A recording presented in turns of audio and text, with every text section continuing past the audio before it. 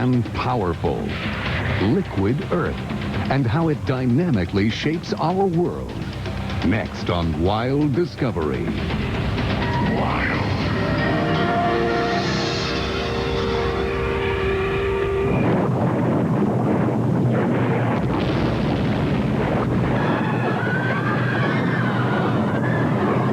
Ever since the morning of August 24th in 79 AD, when Mount Vesuvius buried the Roman city of Pompeii under 20 feet of ash, volcanoes entered the pages of human history as destroyers,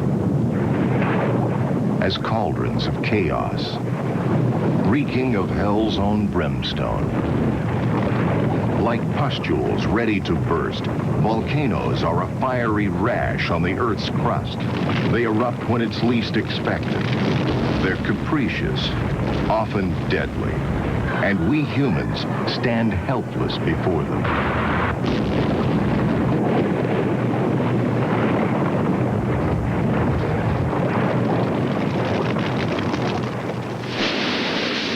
In the volcano-built national parks and monuments of the United States, Yellowstone in Wyoming, Crater Lake in Oregon, Mount St. Helens in Washington, Katmai in Alaska, lava beds in California, and Volcanoes National Park, home of Pele, legendary fire goddess of Hawaii. We can discover that volcanic eruptions are more than juggernauts that menace and mesmerize. They are the upwelling builders of our planet. They are the makers of land, of worlds, and they offer us a rare glimpse into the process of creation. Just what is a volcano? A god? A devil, or both? Volcanoes. To humankind, they are enveloped in an aura that can only be described as supernatural.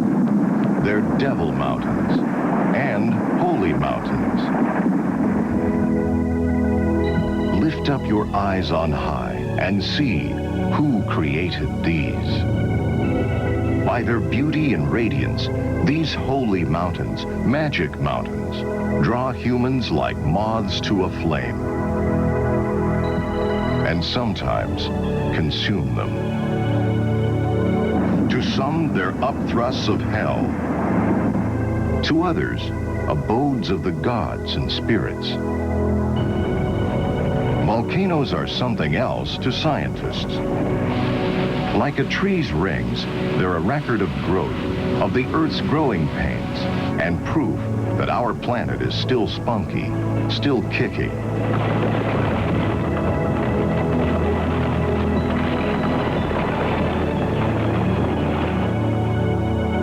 If our Earth were an egg, its yolk would be its solid core, which is about the size of our moon. Then there's a mantle, some of which is molten. We live on the outer crust, which is several miles thick. Unlike the shell containing the egg, the Earth's crust isn't stationary. It moves and overlaps and buckles. Pieces of it, called plates, grind against each other. In the intense heat below, gas and steam force magma, molten rock, through escape routes in the Earth's crust. When magma wants out, it gets out. Thus, volcanoes are born. Some explode with hurricane force in torrents of ash and pumice. Some erupt with thick, creamy folds of molten lava. There are three common types of volcanoes. Cinder cone volcanoes, such as this one at Mount Lassen in California, are explosive and spew hot rock and ash that builds up steeply around the vent. Shield volcanoes can be deceptive. Mauna Loa in Hawaii may be mistaken for a gently sloping mountain of no volcanic character. It's built of successive layers of lava flowing long distances and is rarely explosive. A composite volcano, such as Mount Rainier in Washington, is built of lava flows and explosive eruptions of cinder and ash, much like a multi-layered cake. This kind of volcano combines features of the cinder cone and shield volcano. America is one of the Earth's great volcanic hotspots. Rumblings, earthquakes, eruptions. Particularly the American West. California alone has at least 66 volcanoes. Some of the most violent eruptions in the world occur in Alaska. And Hawaii experiences almost continuous eruptions.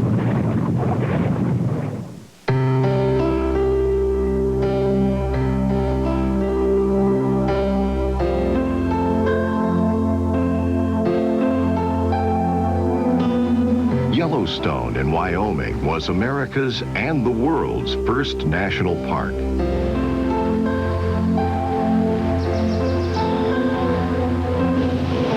This is the way we usually see Yellowstone. But when we really explore Yellowstone, not only what's above the ground, but what's below it, we're witness to the primal forces that built this planet.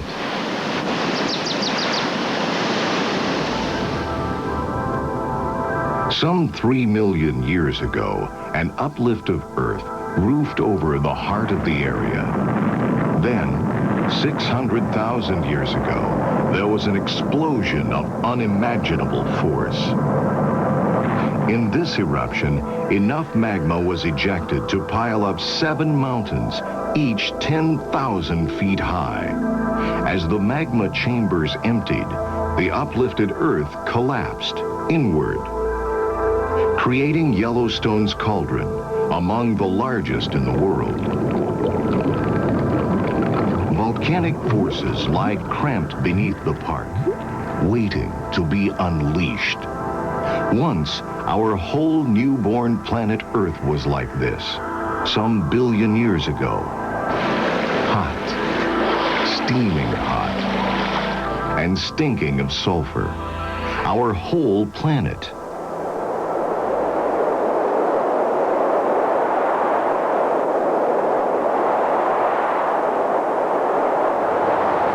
The dead of winter.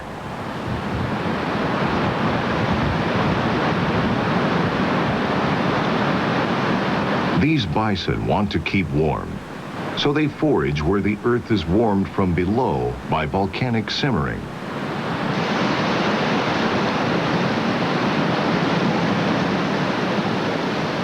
Yellowstone gurgles with the greatest concentration of geothermal features in the world. There's enough heat radiating up through the park's surface to melt 1 million tons of ice a day. Snow and rain seep into the orifices of the Earth's underground. These waters re-emerge as steaming fumaroles, or as hot springs, or if pockets of subterranean steam create enough pressure, as geysers.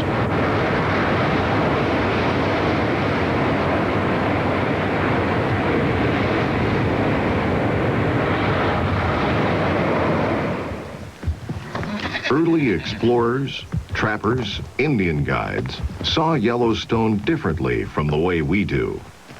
They referred to it as the place where hell bubbled up. But to us, Yellowstone turns back the pages of geologic time to a portrait of our volcanic Earth in its hot, restless youth.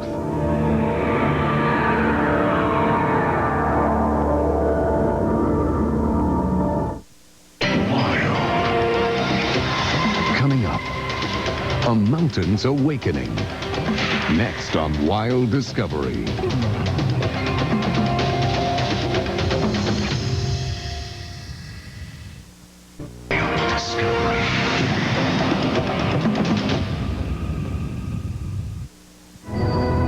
vast Pacific. Its verges, the hottest volcanic regions on Earth. This is the lethal ring of fire, a circle of fierce volcanoes, stretching from the tip of South America, up Central America, and North America, then arching at Alaska, glancing aside Asia, and settling to rest south of New Zealand. A 25,000-mile ring of fire seething beneath our planet's skin. In Japan, there are ring volcanoes that are worshipped.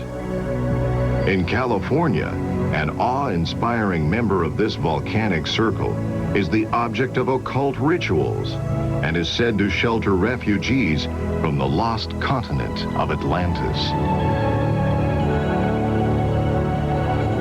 Shasta and nearby Mount Lassen guard the southern flank of the United States share of the fire ring.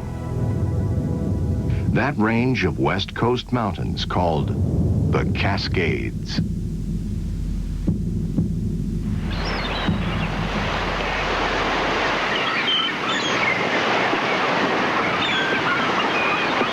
The West Coast is ever-changing. Its undergirding is the Earth's crust beneath the Pacific Ocean, grinding against the crust supporting the North American continent. The three-state Cascade territory of Washington, Oregon, and California boasts 4 U.S. national parks, 3 U.S. national monuments, and several U.S. national forests and recreational sites. The range itself is spiked by 17 blockbuster volcanoes. Almost all of the Cascade's 17 volcanoes have stirred in the past 300 years. Only Mount Jefferson and Mount Thielsen in Oregon are considered extinct.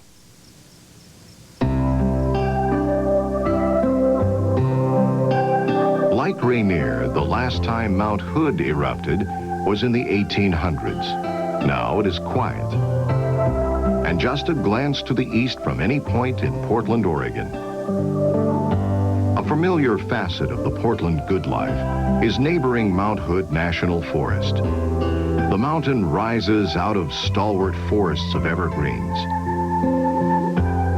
with the summit sheathed by glaciers, 11 of them, so that even in summer, snowfields never melt.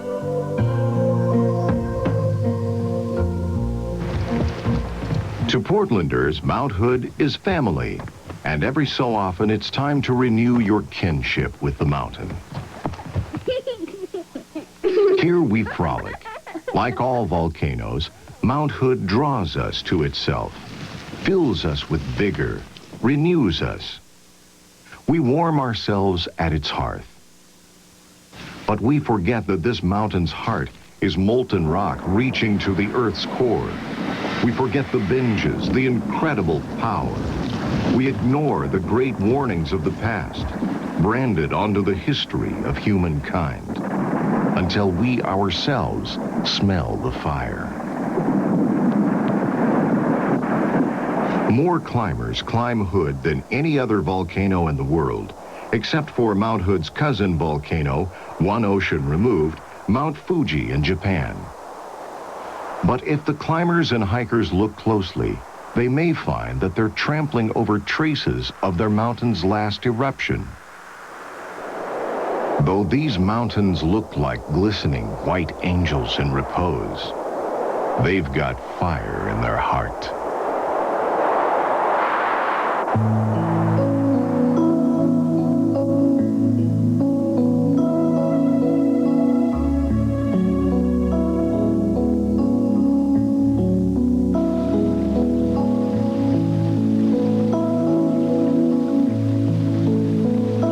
Today, it's peaceful. But in 1914, when World War I exploded in Europe, these highlands of northeastern California felt an explosion of a different sort. Eons past, an ancient mother volcano called Tehama reigned over this countryside. During the Ice Age, she went to pieces. But before her final eroding, she vented a child that we know as Lassen Peak. Lassen is a strapping North American in the global ring of fire. Lassen is also one of the biggest plug dome volcanoes in the world. 1914. As June moved toward the summer solstice, all was at peace. Then, as though echoing the war brewing in Europe, the mountain rumbled. This was startling. The volcano was presumed to be dead. On June 14th at 9:43 a.m., a local man named B.F. Loomis was ready with his box camera. Now, the mountain blew.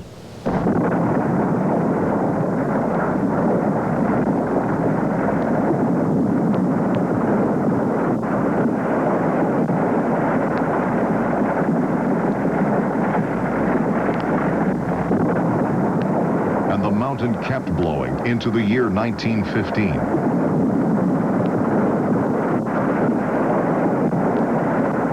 The eruptions got the whole nation talking about Lassen. In August of the next year, 1916, President Woodrow Wilson signed a bill creating Lassen Volcanic National Park. But this mountain didn't simmer down until the year that America got into the war, 1917. Today, you can climb the peak that had fulminated for those 3 long years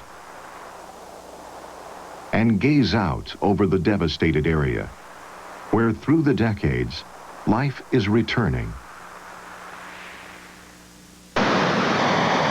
Yet there's still bubbling and boiling and the smell of sulfur to remind us that every slope, every ravine, every rock and pebble in this national park came from a volcano erupting hell.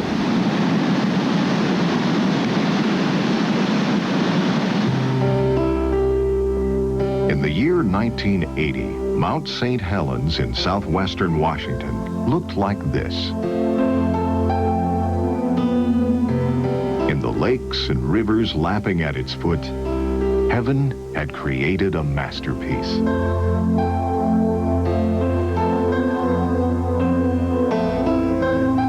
This mountain challenged climbers and the imagination. The Indian people had great respect for the mountain's power. Some called it Luwit, the keeper of the fire. The lake that was the mountain's mirror became known as Spirit Lake.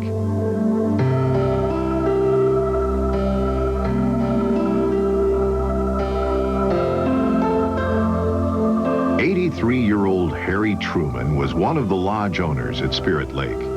Unlike the others, Harry was a year-round resident. The legendary past was forgotten. The spirits of Spirit Lake ignored. Mount St. Helens glittered as a sportsman's getaway.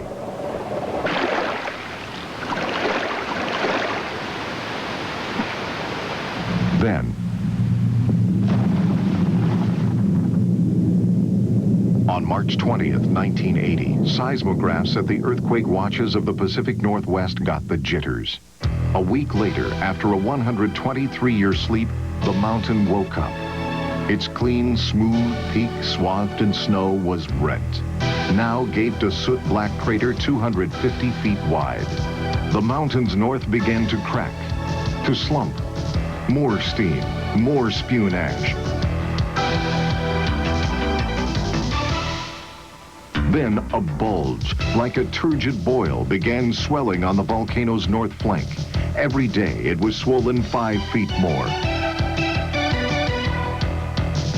Gawkers, volcano watchers, descended from over the states and provinces of North America, from Germany and Switzerland, from as far as Israel. Mount St. Helens was news. Brave newsmen edged to the crater's rim. A sleeping beauty of a volcano was waking up.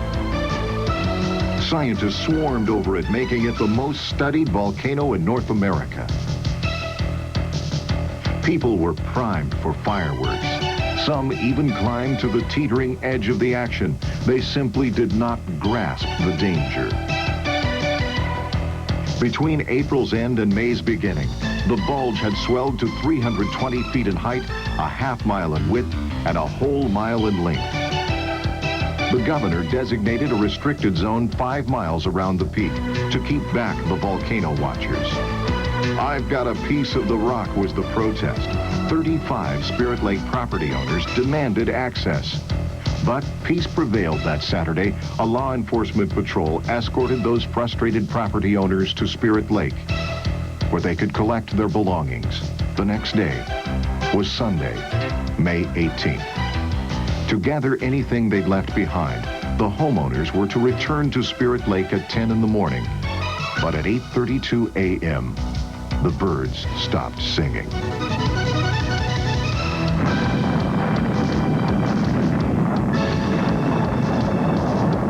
A quake collapses the bulging north flank.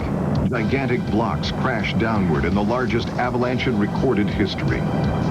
Pent-up pressure found release in a tremendous explosion, blasting out of the mountain at 220 miles an hour and reaching a velocity of miles per hour 670. The explosion's fury was 27,000 times greater than that of the atom bomb that fell on Hiroshima in World War II.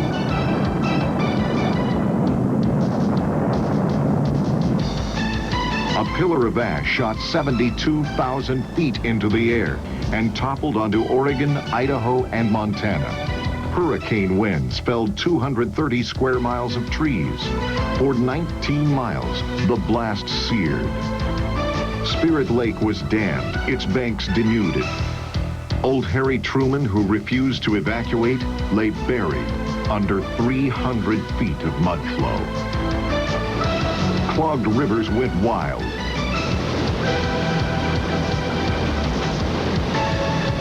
Hundreds of thousands of fish died, some in waters heated to 100 degrees Fahrenheit. In the words of the prophet Isaiah, "I will lay waste to mountains and hills and dry up all the herbage. I will turn rivers into islands."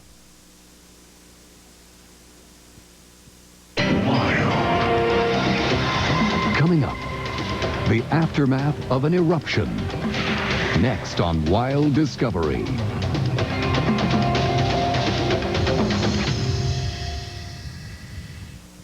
Saturday and Sunday at 8 on the Learning Channel.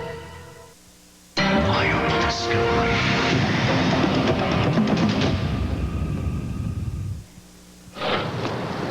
People, animals, weltered in blizzards of ash and pumice. They came to call this day Ash Sunday. 540 million tons of ash poured down on the three-state area. We grope as if we had no eyes. We stumble at noonday, as in the night. With the air veiled with soot, it was darkness at noon in Yakima, Washington. Sheltering forest that had taken years and years to grow was no more. And the death toll in wildlife was high. Elk, deer, bears, mountain goats, and mountain lions.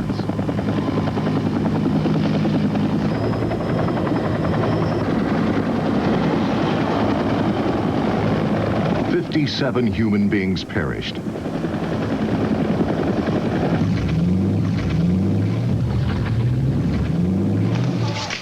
Search and rescue teams braved mud and possible eruptions in quest of survivors.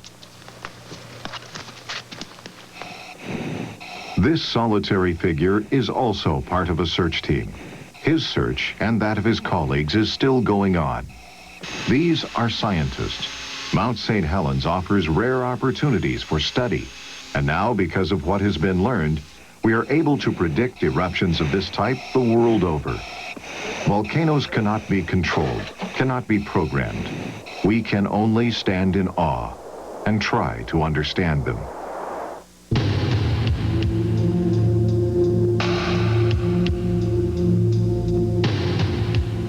After the great eruption of 1980, this land seemed devoid of life. A volcanic desert. To the surprise of scientists, small critters, gophers, frogs, and plants survived, protected under the likes of snowbanks and clumps of snow. Pollywogs appeared. Wind-blown seeds started to take root and sprouted foliage. Lupin, Pearly everlasting, fireweed made comebacks. Lone shoots of the alder began growing again. New green offered a homeland for wildlife, and the birds of the air returned. The mountain is renewing itself. After having blown away its summit, a dome of oozing magma is growing in its crater. A peak may rise again. Volcanoes do not destroy the land, they transform it. Their thunderous blasts are fanfares, heralding new life. Once again, Mount St. Helens becomes a masterpiece of creation.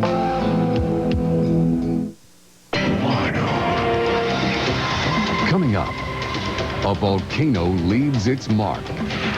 Next on Wild Discovery.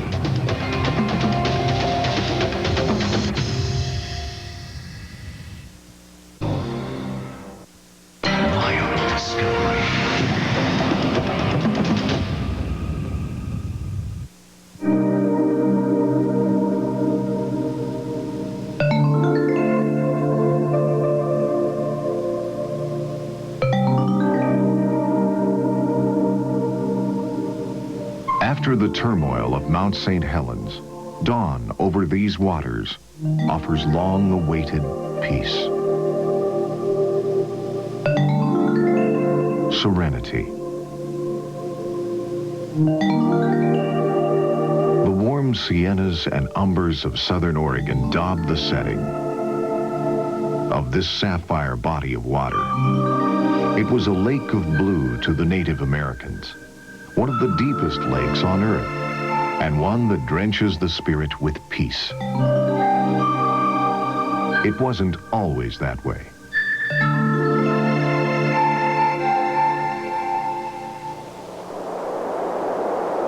Where the lake now lies, there once stood a majestic mountain called Mazama. Mazama was ever-growing from the inside. As with all volcanic mountains, molten rock and gases, magma, were continuously rising up through the mountain's conduit and erupting as lava. Mazama grew in an area of older volcanoes, such as Mount Thielsen, which can be seen from the park today. The trapped magma built up pressure, great pressure.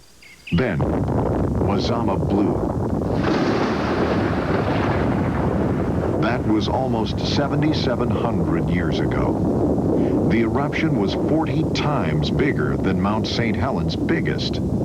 Ash and dust fell as far as 600 miles away. A legend of the Native Americans attributes this Holocaust to a terrible fight between Skell, chief of the world above, of air and light, and Lau, chief of the world below, a place of terror. Mazama blew part of itself away. What remained was weakened and collapsed. 5,000 feet of the mountain was destroyed, leaving a vast rocky emptiness.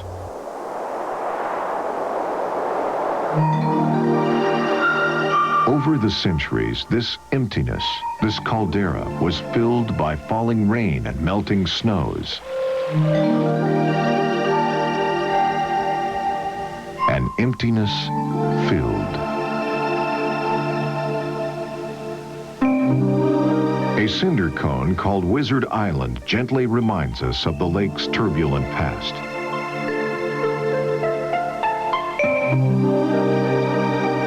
Purity, clarity. Crater Lake is one of the clearest bodies of water on Earth. This national park has much to offer. recreation, and inspiration. There are visitors who come here for what might be called spiritual renewal, as though these waters can open the eyes to our oneness with all life.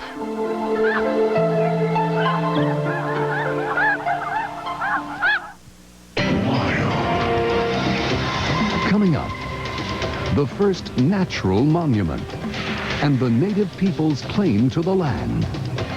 Next on Wild Discovery.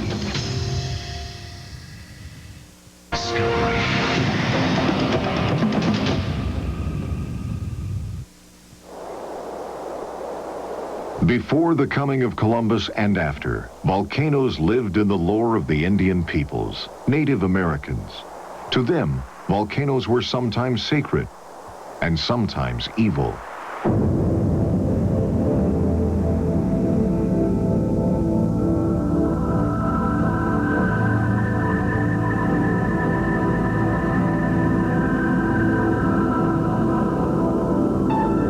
They put this mountain to good use.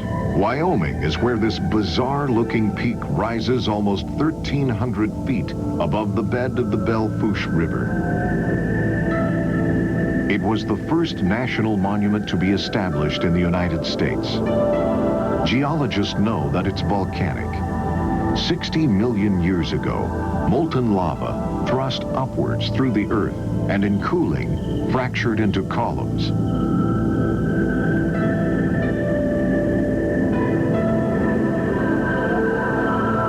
When the white man began encroaching on their territory, the Indians of the Black Hills told the whites that this tortured neck of lava belonged to the devil.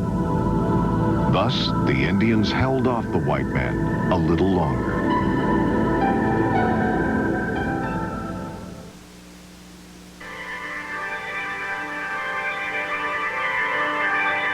Here at Newberry Crater in Oregon, cooling lava had piled up on high, steep mounds of obsidian.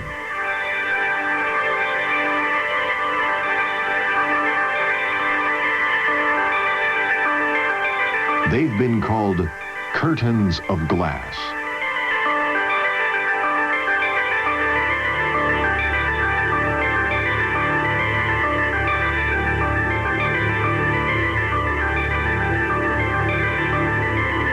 Of this obsidian, Native Americans snapped deadly arrowheads and razor-sharp knives.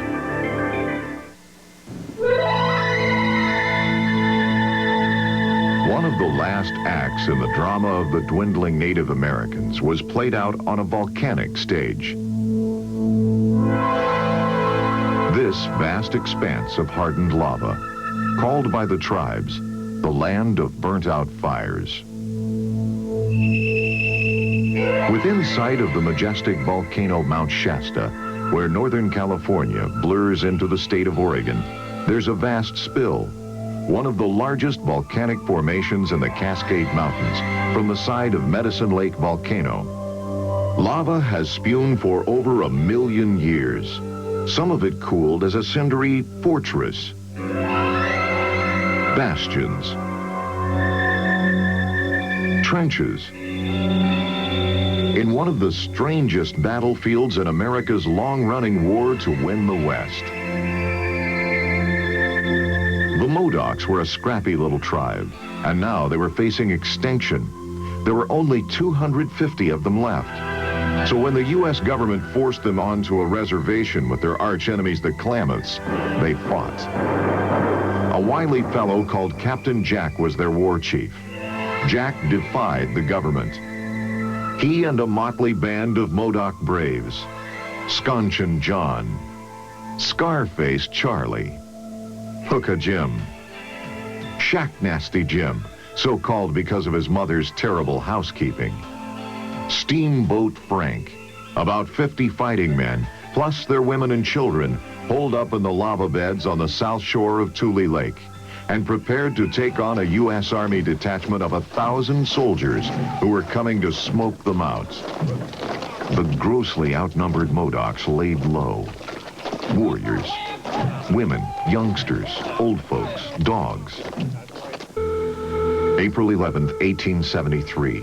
They met on the grass-covered lava, General Canby and Captain Jack. A tent was set up in case of rain. Then, shortly after the hour of noon, misfire. The pistol was aimed at Canby's head. Jack fired again. Canby fell backward, dead. General Canby, United States Army, murdered here by Modocs, April 11th, 1873. The government abandoned all hopes for a settlement. Now, the Modoc War became a war of extermination. For almost 5 months, Captain Jack's ragtail band and their lava fortifications held off an army 20 times its size. Now it was the Modocs who were overly confident. And the U.S. Army was learning from them, learning to use the lava beds to their advantage. One strategy was to cut off the Modocs' access to food and to water. The lava fields became a trap. The Modocs fell to quarreling, hungry, thirsty, tired. They were forced to abandon their lava stronghold, only to find themselves caught in the open, where they were hunted down. On June 1st, 1873, exhausted, Captain Jack gave himself up because, as he said, his legs gave out. The following October at Fort Klamath in Oregon, he was hanged, along with Scontian John, Boston Charlie, and Black Jim. Thus ended the Modoc Indian War, man for man the most expensive Indian war ever fought by the United States. The only one fought on a lava field. The Modocs were beaten. Captain Jack had foreseen their fate when he said, "Once my people were like the sand along the shore. Now I call to them, and only the wind answers." Coming up, the making of an island. Next on Wild Discovery.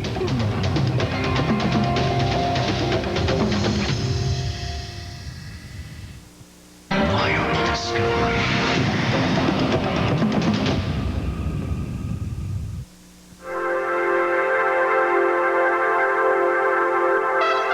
America's share of the fabled Ring of Fire reaches far north, bending through Alaska's awesome wilderness. The Alaska Peninsula. A 1,600-mile stretch of volcanoes, which burst with 1, 2, up to 3 eruptions every year. Hundreds of miles of sparkling lakes and mountain peaks glassed in glaciers. Bald eagles hunt here. And so do bears, particularly brown bears. It's a place for fishing, rainbow trout, salmon. This is a place for adventure. It's no wonder that despite its remoteness, there are thousands who visit Katmai National Park every year. But it is in Hawaii where one can discover, dramatically, the volcanic underpinnings of this planet.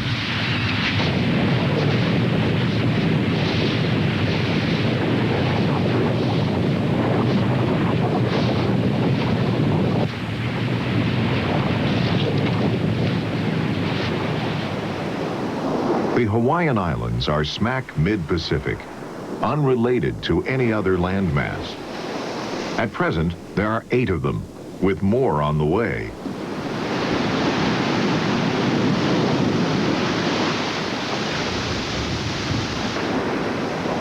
The Earth's crust at the floor of this ocean is referred to as the Pacific Plate. It's moving toward Asia at a speed of 3 inches a year. In mid-ocean, it passes over a hot spot. That's the term volcanists use, in the Earth's mantle some 60 miles down. Like a slow conveyor belt passing over a burner, percolated matter piles up. In this way, Over the past 40 million years, mountains have grown. Some of them have grown big enough to rise above the water. What we call the Hawaiian Islands are the tops of such mountains, rising from the ocean's floor. As the plate drifts to the northwest, each island volcano drifts from its place over the hotspot and cools off. It's burnt out. Now the Hawaiian archipelago is expecting again.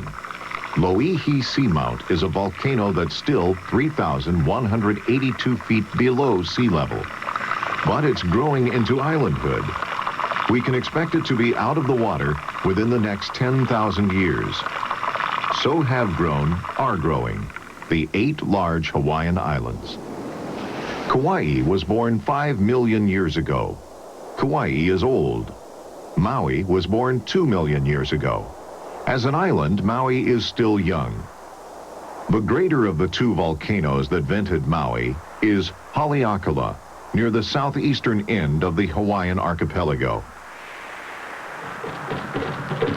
Here, the legendary Maui ensnared the sun's rays and held them until he was promised longer days of light and warmth. Thus, Haleakala, meaning the dwelling of the sun. Great discoveries are made in moments, rare moments that linger in the mind forever. To discover Haleakala, you should arrive before dawn. You're in a canopy of clouds, nearly 10,000 feet above sea level, the top of the world. A primordial sun eases its radiance over the earth. Let there be light, revealing, as though for the first time, the bleak beauty of a land made by wind and water and fire. The island of Hawaii is the most actively volcanic chunk of land on Earth.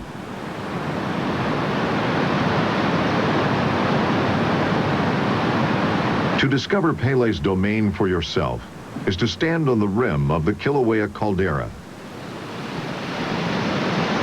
Oval-shaped Kilauea is the collapsed summit of one of the park's 2 active volcanoes.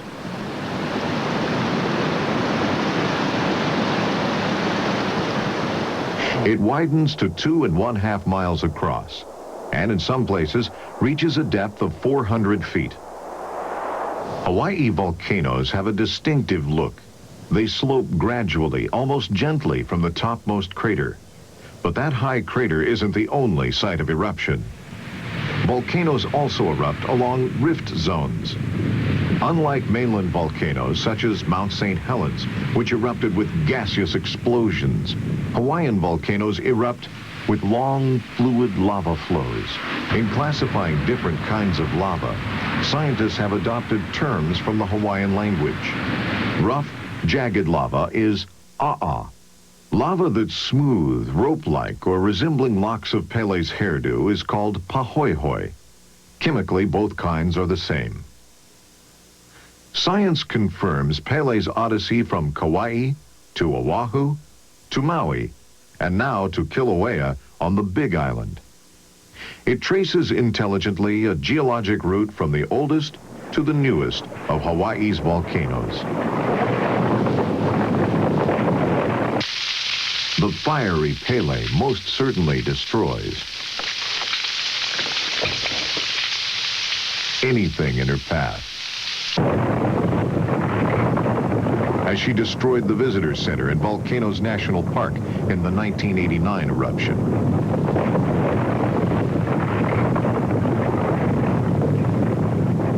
As she renders highways useless. But Pele's fires are the fires of creation as well.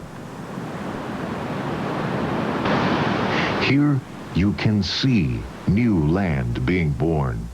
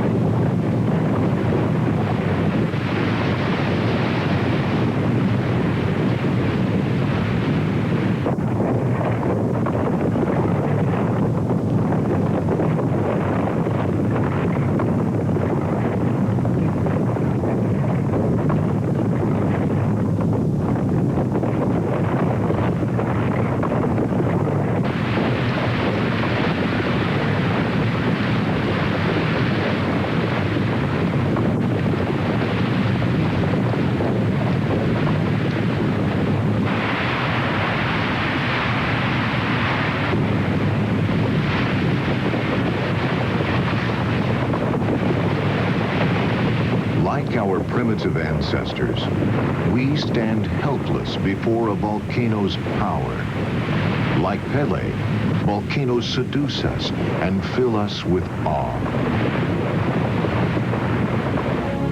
Now, we must learn to see them as builders on a cosmic scale, the fiery molds in which our planet is cast, the machinery of creations. For behold, I create new heavens and a new earth. Beginning Monday, on Wild Discovery, watching with all those eyes, crawling with all those legs, living everywhere, right here in your yard, your kitchen, under your nose. Feel creepy? A closer look than you may want. In your face with creepy creatures, all next week on Wild Discovery. But next, cruise